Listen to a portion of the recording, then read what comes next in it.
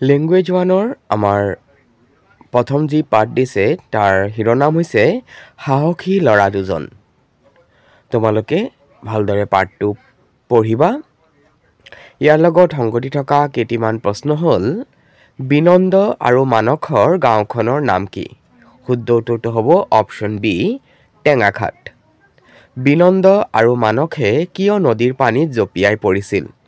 শুদ্ধ উত্তৰটো হ'ব নদীৰ সোঁতত উটি যোৱা ছোৱালীজনীক উদ্ধাৰ কৰিবৰ বাবে অপশ্যন চি। তলৰ কোনটো শব্দ তৎক্ষণাত শব্দটোৰ সমাৰ্থক শব্দ?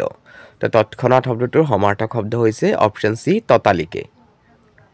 তলৰ কোনটো বাক্যত ইয় প্ৰত্যয়যুক্ত শব্দ ব্যৱহাৰ হৈছে? শুদ্ধ উত্তৰটো হ'ব অপশ্যন ডি বিভাগীয় কৰ্তৃপক্ষই দুয়োকে সাহসিকতা বঁটা প্ৰদান কৰে। তলৰ কোনটো বাক্যত ইক প্ৰত্যয়যুক্ত শব্দ ব্যৱহাৰ হৈছে? শুদ্ধ উত্তৰটো হ'ব অপশ্যন বি দুয়ো ছোৱালীজনীক মৃত্যুৰ মুখৰ পৰা উদ্ধাৰ কৰে। আমাৰ দ্বিতীয়টো পাঠৰ শিৰোনাম হৈছে প্ৰশান্তি কানন।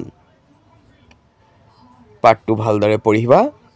পঢ়াৰ পিছত ইয়াৰ লগত সংগতি থকা প্ৰশ্নসমূহ হৈছে ৰীমা সন্ধিয়াপৰত কলৈ ফুৰিবলৈ যায়? শুদ্ধ উত্তৰটো হ'ব অপশ্যন চি প্ৰশান্তি কাননলৈ।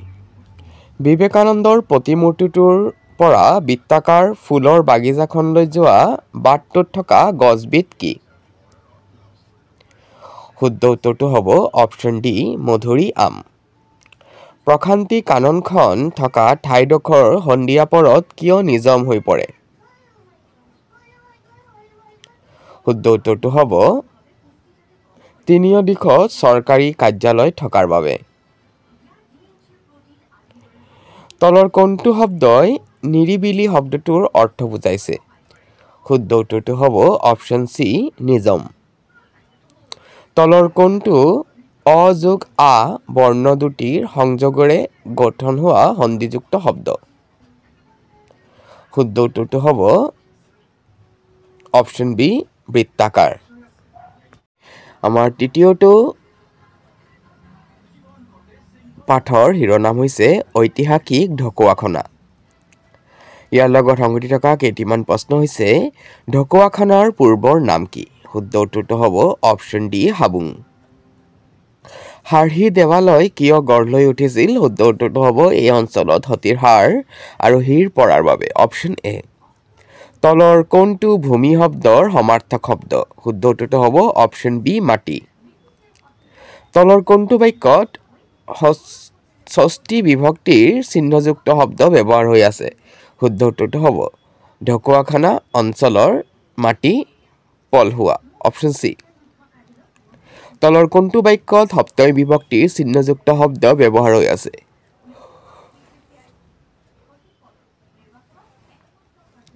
শুদ্ধ উত্তৰটো হ'ব নৰোৱা সত্ৰ বেবেজিয়াত অৱস্থিত অপশ্যন এ। আমাৰ যি পৰৱৰ্তী পাঠ সেয়াত দিয়া হৈছে এটি কাৰ্যসূচী তোমালোকে ভালদৰে চাবা। ৰঙালী বিহু সন্মিলনৰ এটা কাৰ্যসূচী দিয়া হৈছে।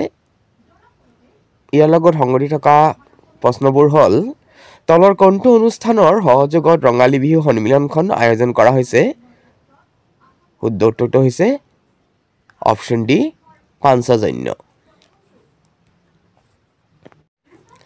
পাঞ্চৈ যুৱ সংঘই কিয় বৰ্ণাঢ্য কাৰ্যসূচীৰে ৰঙালী বিহু সন্মিলন আয়োজন কৰিছে? শুদ্ধ উত্তৰটো হ'ব পাঞ্চৈ যুৱ সংঘই শতবৰ্ষত ভৰি দিয়াৰ বাবে অপশ্যন বি। তলৰ কোনটো শব্দই বঁটা শব্দটোৰ অৰ্থ বুজাইছে? শুদ্ধ উত্তৰটো হ'ব অপশ্যন এ পুৰস্কাৰ। তলত দিয়া কোনটো বিসৰ্গ যোগ ক বৰ্ণ দুটিৰ সংযোগেৰে সৃষ্টি হোৱা সন্ধিযুক্ত শব্দ? অপশ্যন চি হ'ব ইয়াৰ শুদ্ধ উত্তৰ পুৰস্কাৰ।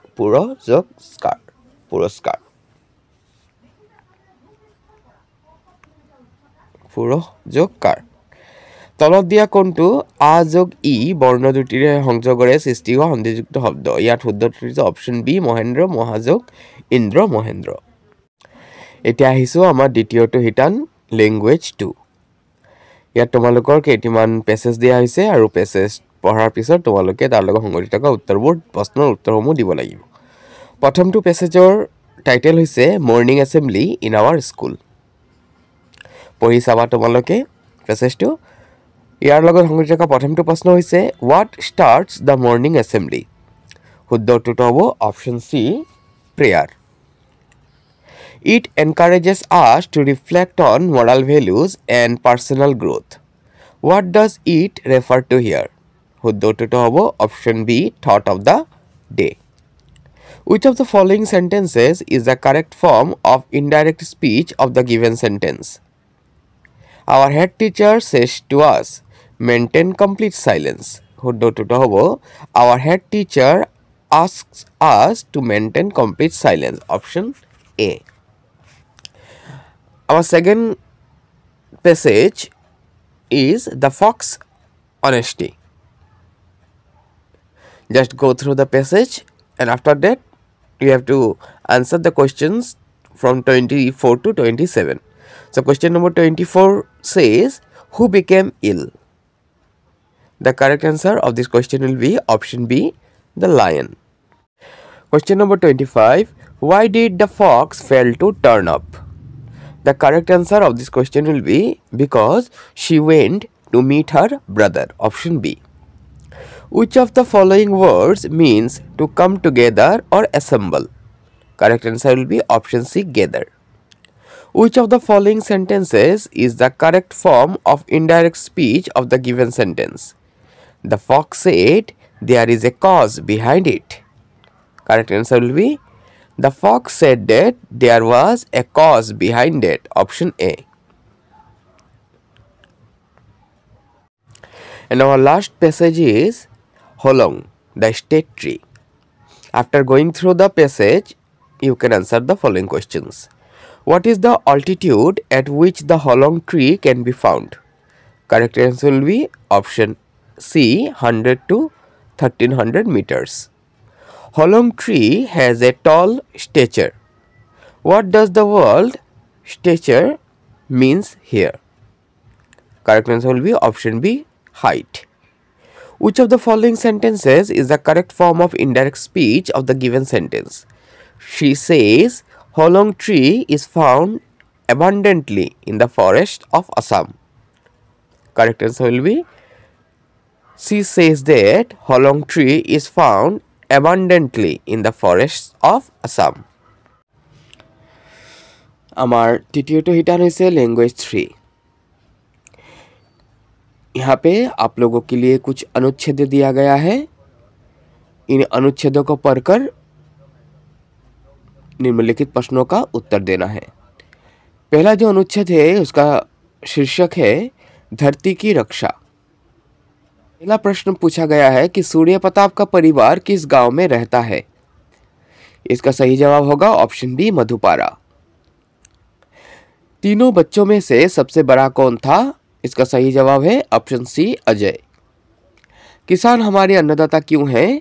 क्योंकि किसान द्वारा किए गए खेत से अनाज मिलने के कारण। Option A. हमारी जो दूसरा अनुच्छेद है उसका शीर्षक है असम के कुछ प्रमुख लोक नृत्य। आप लोग इस अनुच्छेद को अच्छे से पढ़ने के बाद नीचे दिए गए प्रश्नों का उत्तर दे सकेंगे। जैसे कि असमिया बहाग महीने के कौन सा लोक नृत्य किया जाता है? असमिया बहाग महीने के समय कौन सा लोक नृत्य किया जाता है? सही जवाब होगा ऑप्शन ए, बिहू। बागुरुम्बा किस जनजाति का लोक नृत्य है? जिसका सही जवाब है ऑप्शन सी, बोडो। निम्नलिखित कौन सा वाद्य यंत्र बिहू नृत्य के समय बजाया जाता है? इसका सही जवाब होगा ऑप्शन बी, टोका। अपना शब्द का विपरीत शब्द क्या होगा? इसका सही जवाब होगा ऑप्शन डी, पराया। साहिल की गाड़ी पुरानी है। वाक्य में विशेषण क्या है? तो विशेषण पूछा गया है तो इसमें विशेषण होगा पुरानी। ऑप्शन ए होगा इसका सही जवाब।